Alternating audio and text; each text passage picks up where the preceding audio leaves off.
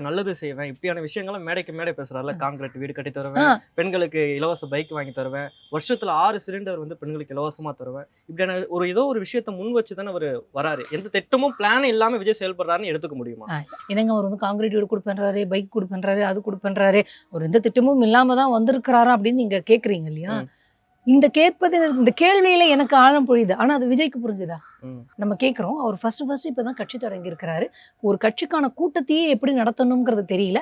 50 உயிர்களை பலி கொடுத்து தான் ஒரு கூட்டத்தை எப்படி ஆர்கனைஸ் பண்ணணுங்கிறத அவர் கத்துக்கிட்டு இருக்காங்க. அதையும் அவங்க சரியா இப்பயாவது புரிஞ்சுக்கிட்டு பண்ணியிருக்காங்களான்னு கேட்டீங்கன்னா கிடையாது. இப்ப இங்க என்ன பண்றாங்க? இங்க அவங்களுடைய கூட்டத்துல, வில்லிவாக்கத்துல அவங்களுடைய கூட்டத்துக்கு வந்தபோது சோடா பாட்டில வந்து யாரோ அடிச்சிட்டாங்க. அதுல 2 பேரும் குடிச்சிட்டு தகராறு பண்ணி பாட்டில வந்து யார் மேலேயோ அடிச்சிட்டாங்க. அப்போ கொஞ்சம் கூட நேர்மையே இல்லாமல் முதலமைச்சர் மு க ஸ்டாலின் பேரை இழுக்கிற அளவுக்கு தான் விஜய் கட்சியினுடைய லட்சணம் இருக்கிறது.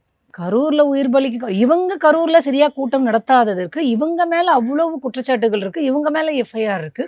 ஆனால் முதலமைச்சர் மு க ஸ்டாலின் தான் காரணம்னு சொல்லிட்டு ஒரு மலிவான கேவலமான இதை பண்றாங்க. தொடங்கியதுல இருந்து இப்ப வில்லிவாக்கத்துல பாட்டில் எரிஞ்ச வரைக்கும் சிஎம் சார் மு க ஸ்டாலின் தான் காரணம்னு விஜய் சொல்றாரு. அது மட்டும் இல்ல, இப்ப தேர்தல் விதிமுறைகள் தேர்தல் ஆணையம் கண்ட்ரோல்ல தமிழ்நாடு நடந்தாலும் இங்க அனுமதி மறுக்கப்படுறதுக்கு காரணமும் திமுக மு க ஸ்டாலின் தான் சொல்றாரு. இதுக்கு என்ன சொல்லுது?